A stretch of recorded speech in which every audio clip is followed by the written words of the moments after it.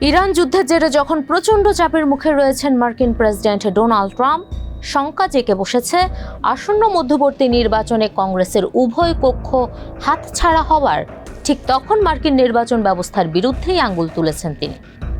2020 সালের প্রেসিডেন্ট নির্বাচনে নিজের হারের পেছনে সরাসরি দায়ী করেছেন চীনকে।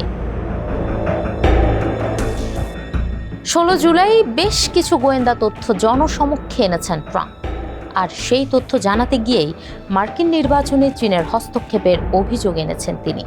যদিও এর আগে 2020 সালের প্রেসিডেন্ট নির্বাচনে বেজিং এমন কোনো কারসাজি বা হস্তক্ষেপ করেনি বলেই প্রতিবেদন প্রকাশ করেছিল মার্কিন গোয়েন্দা সংস্থাগুলো। তবে এখন এসে উল্টো কথা বলছেন ট্রাম্প। তার ভাষ্য, চীন অবৈধভাবে যুক্তরাষ্ট্রের 22 কোটি ভোটারের ফাইল হাতিয়ে নিয়েছিল। এর মধ্যে ভোটারদের নাম, ঠিকানা ও ভোটার নিবন্ধনের অন্যান্য তথ্য রয়েছে।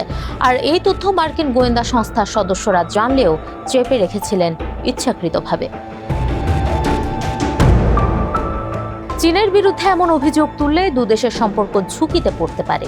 হোয়াইট হাউসের কিছু কর্মকর্তার এমন উদ্বেগের পরও জনসমক্ষে প্রকাশ্যে এমন অভিযোগ এনেছেন ট্রাম্প, যা ভালোভাবে নেয়নি বেজিং। ওয়াশিংটনে চীনা দূতাবাসের মুখপাত্র লিউ চ্যাং বলেন, চীন কখনোই যুক্তরাষ্ট্রের প্রেসিডেন্ট নির্বাচনে হস্তক্ষেপ করেনি এবং ভবিষ্যতেও করবে না।